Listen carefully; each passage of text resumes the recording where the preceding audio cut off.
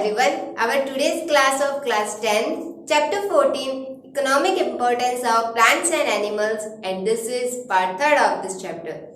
In this part, we will discuss about economic importance of animals. In the last part, we had discussed about the apiculture, sericulture, and last one, lag culture. And in this part, we continue this topic. Then our next topic is pisciculture in economic importance of plants. Then what is pisciculture? Actually, pisciculture is a part of aquaculture, but pisciculture is a rearing of fish. अगर हम fish को rear कर रहे हैं तो हम उस culture को क्या कहते हैं? Pisciculture. Fish is an easily available, high protein, high nutritious and easily digestive food source. जो fish होती है वो क्या होती है? तो जिसके अंदर high protein present है वो इजीली अवेलेबल हो जाता है इससे, एंड ये क्या है? हाई न्यूट्रिशियस है एंड इजीली डाइजेस्टिव फूड है. ओके. और जो फिश है, जो फिश के जो क्या होता है, मतलब फिश से हम ऑयल भी ऑब्टेन कर सकते हैं. Now we talk about the fish production.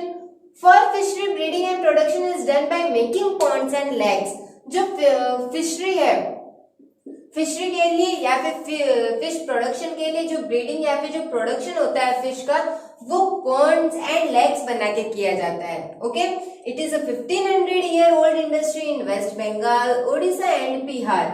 जो फिश प्रोडक्शन है वो 1500 ओल्ड इंडस्ट्री है. कहाँ पे? वेस्ट बंगाल, ओडिशा एंड बिहार में. एंड वर्ल्ड वाइड जो इंडिया की रैंक है ओशन प्रोडक्शन में फिश का, वो है 6th rank. It is more in fresh water as compared to saline water. जो फिश प्रोडक्शन है वो कहाँ पे ज्यादा अच्छे से होता है? फ्रेश वाटर में as compare to saline water. Varieties of fishes for fishery. अब जो फिशरी के लिए, मतलब फिश प्रोडक्शन के लिए जो फिशेस की जो वेराइटीज होती है इन फ्रेश वाटर, जो फ्रेश वाटर में प्रोडक्शन के लिए जो फिशेस की वेराइटीज होती है उसमें लेबिरोहिता, catla, सिरिनस, मिर्गेला, etc. Okay, all these are varieties of fishes for fishery, and foreign fishes then Cyprinus carpio. Okay, with reservoir construction point of view, clay soil is best. तो जो फिश प्रोडक्शन होता है तो उसके रिजर्वियर कंस्ट्रक्शन के अगर point of view से अगर हम बात करें तो जो सॉइल है वो सबसे ज्यादा सुटेबल कौन सी रहती है? तो वो कौन सी रहती है? Clay soil. और जो ये क्ले सॉइल है वो सबसे ज्यादा सुटेबल क्यों रहती है? Because of its suitable temperature. Now natural food for fishes. जो फिशेज के लिए जो नेचुरल फूड होता है वो क्या होता है? Small water plants and small water animals. जो वाटर के अंदर जो प्लांट्स एंड एनिमल्स प्रेजेंट होते हैं वही क्या होता है? नेचुरल फूड होता है फिशेज के लिए. And artificial food for fishes. अगर हम फिश के आर्टिफिशियल फूड की बात करें तो आर्टिफिशियल फूड में होता है rice bran, wheat scratch and pieces of grains etc. all these are artificial food for fishes. rice bran मतलब कि rice bran and wheat scratch का मीनिंग ये है कि जो मतलब कि जो अनवांटेड पार्ट रह जाता है राइस एंड व्हीट का after the separation of rice and wheat seeds, तो वही पार्ट क्या होता है कि जो ये राइस ब्रेन मतलब कि जो चॉकर होता है चावल का, उसको हम कहते हैं rice bran and wheat scratch and pieces of grains. all these are artificial food of fishes. and now life cycle of fish. then first of all egg. तो जो egg है collected with the help of special nets.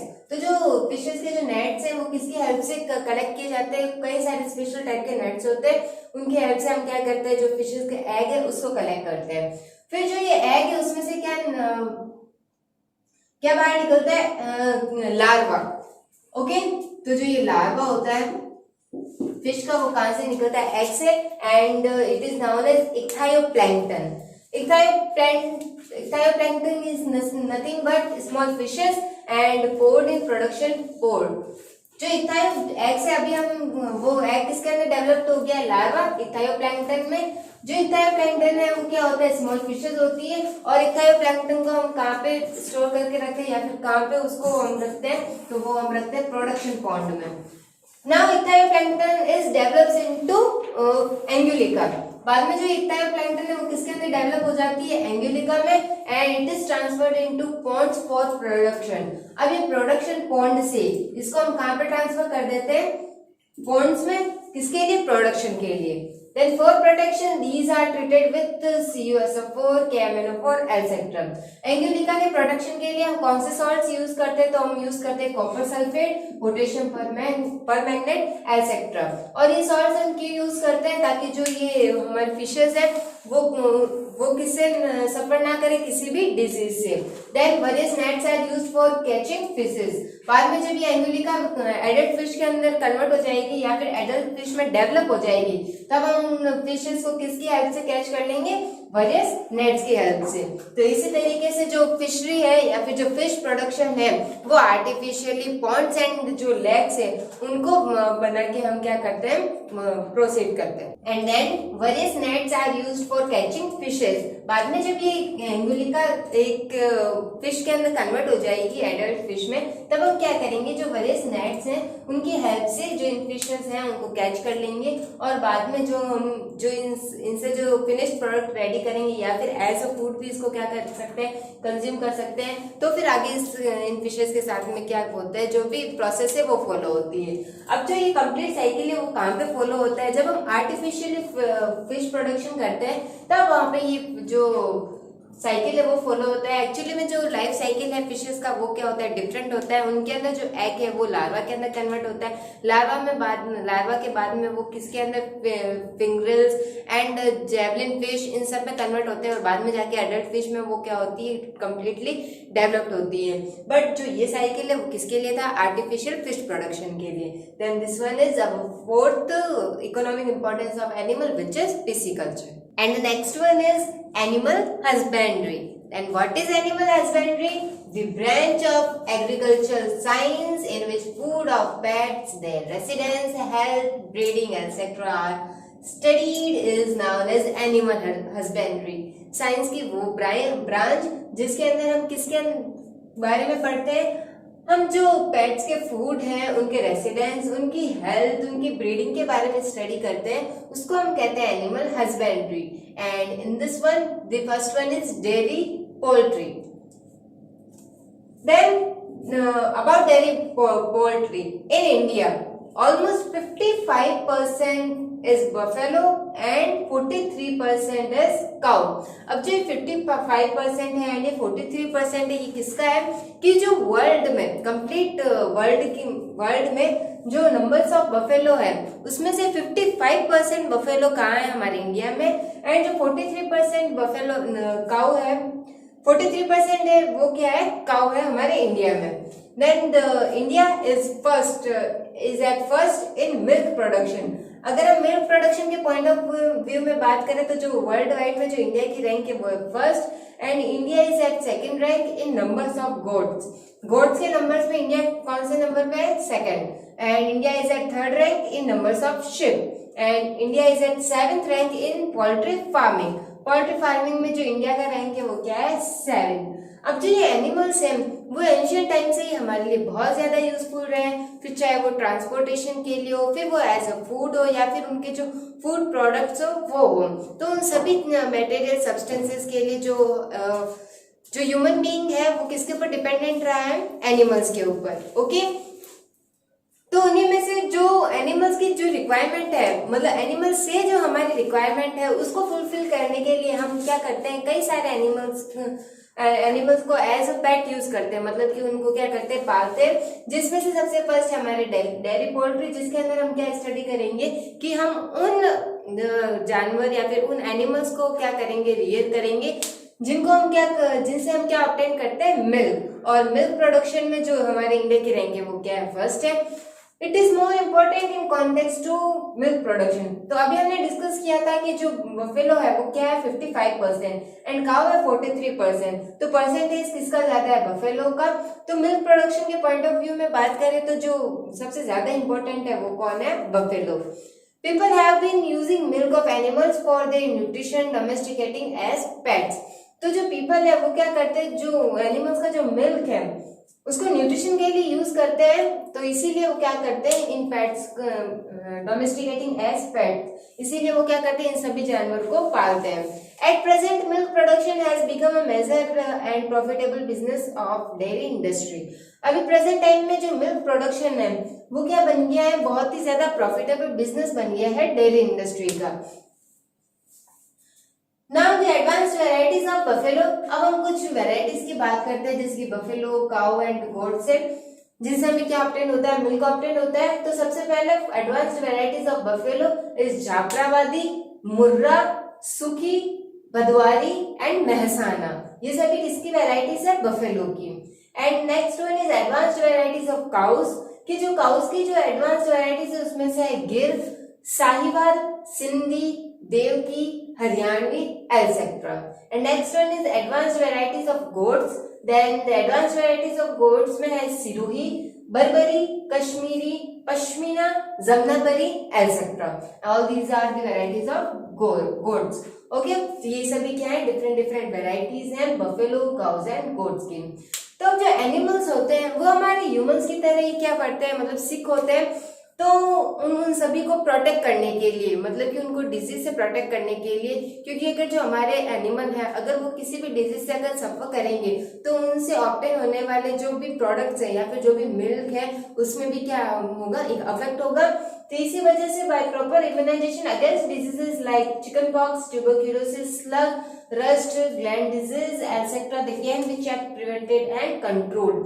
तो इसी वजह से जो proper immunization है disease के अगेंस्ट वो किया जाता है, उनको रेगुलरली चेक किया जाता है, उनको प्रिवेंट किया जाता है। एंड अगर क्या हो जाते हैं, अगर डिजीज से सफर भी हो जाते हैं तो उसको क्या किया जाता है, कंट्रोल किया जाता है, ताकि वो एक से दूसरे एनिमल के अंदर क्या करे, फैले नहीं, स्प्रेड ना हो। ओके, और अगर हम क्या करें, जो इनका रेसिडेंस होता है जहाँ पे हम क्या करते हैं, बफेलो, काउ, गॉट, शिप, इन सबको क्या करते हैं, रखते हैं, तो मतलब कि उस जगह को क्लीन करके भी हम क्या कर सकते हैं, हम इन सभी एनिमल्स को प्रोटेक्ट कर सकते हैं। Then in the animal husbandry the next one is poultry farming. जो मुर्गी पालन होता है, मतलब कि जो हैंस होती है हम उसका भी क्या करते हैं, उसकी भी फार्मिंग करते हैं। Then poultry farming has been a tradition from ancient time for obtaining eggs and chicken. जो पोल्ट्री फार्मिंग है वो क्यों, मतलब कि ट्रेडिशन एंशिएंट टाइम से हमारे ट्रेडिशन में रहा है। और हम पोल्ट्री फार्मिंग क्यों करते हैं, for obtaining eggs and chicken. Hens से हमें क्या मिलता है, चिकन मिलता है, क्योंकि जो नॉन वेजिटेरियन होते हैं वो क्या करते हैं, जो हैंस होती है उसको एज अ फूड भी कंज्यूम करते हैं। एंड हैंस से हमें क्या ऑब्टेन होते हैं, एग्स होते हैं विच आर वेरी इंपॉर्टेंट, या फिर हमारी हेल्थ के लिए बहुत ही ज्यादा अच्छे होते हैं। तो इसीलिए हम क्या करते हैं, poultry farming. It is very much essential to provide safe residence and nutritious food to keep hens healthy. अब जो ये hens है इनको हेल्दी रखने के लिए ये बहुत ही ज्यादा जरूरी है कि हम उनको एक सेफ रेसिडेंस प्रोवाइड करें, हम उनको एक न्यूट्रिशियस फूड प्रोवाइड करें, ताकि जो हमारी हेंस है वो क्या रहे, हेल्दी रहे। देयर फूड, अब जो हैंस के लिए जो फूड यूज होता है वो क्या क्या होता है, मेज, बार्ली, मिलेट, व्हीट एटसेट्रा। जो इन सभी साइडल्स के जो ग्रेन्स है वो क्या होते हैं, as a food for hens use होते हैं। Okay, then this one is second one, poultry farming. Then in the poultry farming next one is advanced varieties of hens. Then poultry of advanced varieties of domestic and foreign hens give better quality product. Poultry farming करने के लिए जो domestic and foreign varieties की जो advanced varieties होती है, जब हम क्या करते हैं उनकी फार्मिंग करते हैं तो हमें क्या देते हैं, क्वालिटी प्रोडक्ट, मतलब अच्छी क्वालिटी का प्रोडक्ट हमें प्रोवाइड करवाते हैं।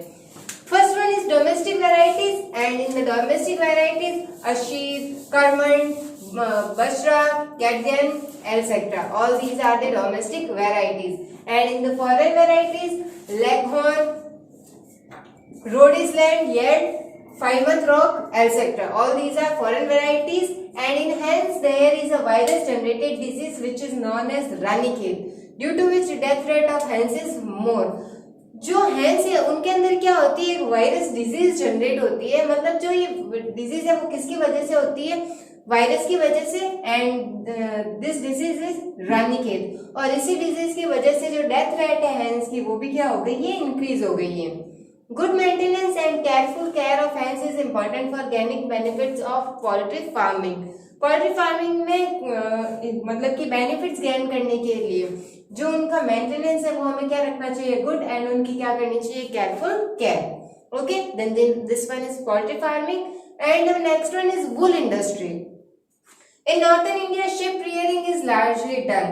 जो नॉर्थन इंडिया पार्ट, जो इंडिया का जो नॉर्थन पार्ट है, वहां पे जो शिप रियरिंग है वो क्या की जाती है, ज्यादा की जाती है। Wool is obtained from the hair of sheep. हम जो शिप है उसको क्या करते हैं, रियर क्यों करते हैं, क्योंकि हमें उससे क्या ऑब्टेन होती है, वूल ऑब्टेन होती है। और उसके कौन से पार्ट से, then from the hair of ship.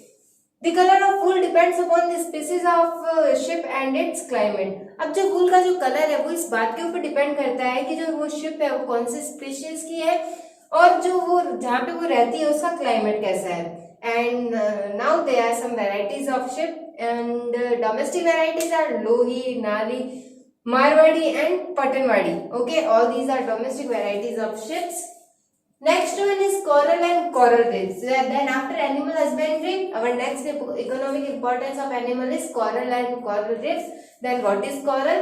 Coral is a hard substance that is red, pink or white in color and that forms on the bottom of the sea from the bones of very small creatures. तो जो coral है वो क्या होता है कि एक red, pink और व्हाइट कलर सब्सटेंस है, एक हार्ड सब्सटेंस है जो कि किससे बनता है, तो वो जो स्मॉल क्रिएचर्स होते हैं, वेरी स्मॉल क्रिएचर्स है, उनके बोन्स के शी के अंदर बॉटम में मतलब सेटल डाउन होने की वजह से क्या होता है, जो कोरल सब्सटेंस है वो बनता है। मतलब कि जो स्मॉल क्रिएचर जो रहते हैं सी में, वो जब क्या हो जाएंगे, डेड हो जाएंगे, मर जाएंगे, तो जो उनकी बोन्स है वो कहाँ पे जाके इकट्ठा होगी, सी के बॉटम में जाके इकट्ठा होगी। तो वो जब वहां पे जाके कलेक्ट हो जाती है तब वो किसके अंदर कन्वर्ट हो जाती है, हार्ड सब्सटेंस के अंदर, जिसको हम क्या कहते हैं, coral. Coral is used in jewellery and as precious stone. Coral किस किस में काम आता है, एज ए ज्वेलरी भी यूज होता है and as a precious stone भी। These creatures are of Salentrata group and they secrete calcium carbonate। जो ये क्रिएचर्स होते हैं जिनसे क्या, जिनके बोन से क्या बनते हैं, कोरल बनते हैं, उन क्रिएचर्स, वो क्रिएचर किससे बिलोंग करते हैं, सैलेंट्रेटा ग्रुप से। एंड जो ये क्रिएचर्स होते हैं वो क्या सीक्रेट करते हैं, कैल्शियम कार्बोनेट जो मटेरियल है वो सीक्रेट करते हैं, और इसी की वजह से जो वो कोरल है वो कैसा हो जाता है, hard. Due to the continuous deposition of coral flutes, the limestone rocks or shield-like mounds are formed, which are known as coral reefs।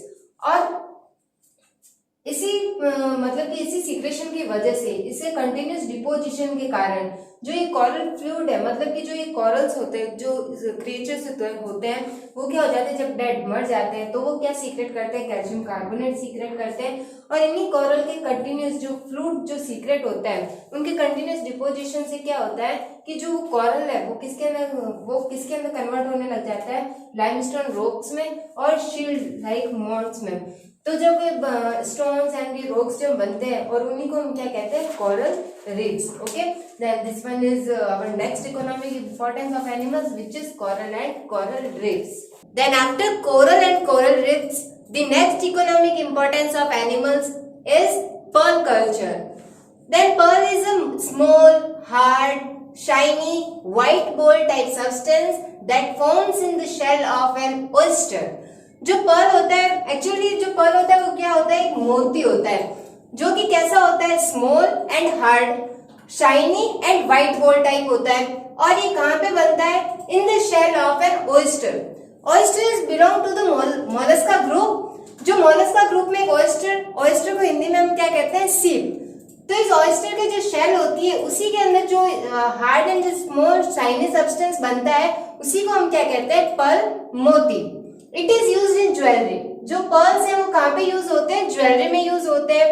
Pearls are treated to be very costly gem. और ये क्या होता है, बहुत ही ज्यादा costly होता है। Now we talk about the pearl culture. It is an artificial process in which shells are reared. जैसे कि हमने honey bee, silk worm and lac culture के बारे में डिस्कस किया था, वैसे ही जो पर्ल कल्चर है उसमें क्या होता है कि जो शेल्स है उनको भी कैसे रियर किया जाता है, artificially. A fluid secreted by oyster under its shell for self protection.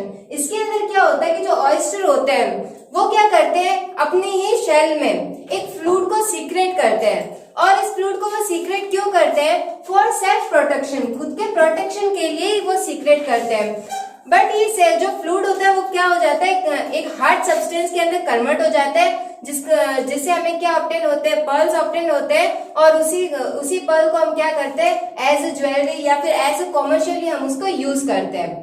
Perl culture first had developed in Japan.